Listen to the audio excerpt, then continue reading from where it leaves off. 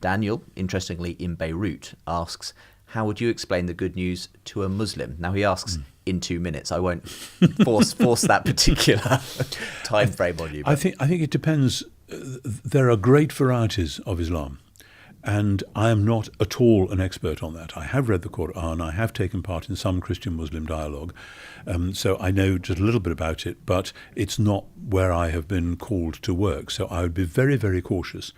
And depending on whether this Muslim is somebody who is likely to be very hostile to the faith, in which case we would have a very gentle opening conversation and maybe look at some passages in the Quran and the New Testament which were similar but subtly different and discuss that. That's a great way in, by the way, to have scriptures open in front of us and to see the similarities and the differences.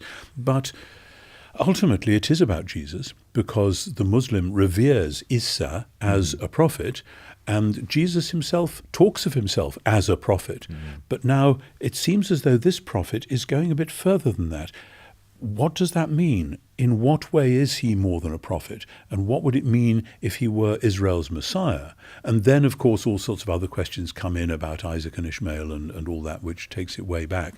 But ultimately, then, it's about the message of the cross and the message of this God who we see in Jesus is the God whose self-giving love takes him in the person of his son to die on the cross. And that is something which the Muslim has, by definition, almost ruled out. You said you've had the privilege of baptizing Iranians who have obviously become Christians.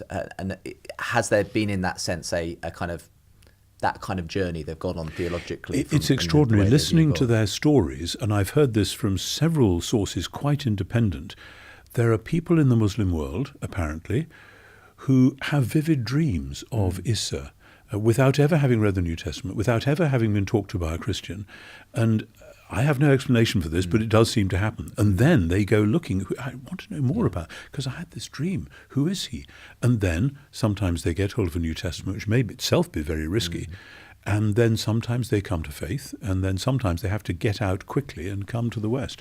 So this is a toughie, and I pray for the people who work in that area.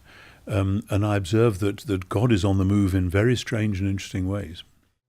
For podcast episodes, bonus content, and to ask your question, sign up at askntwright.com.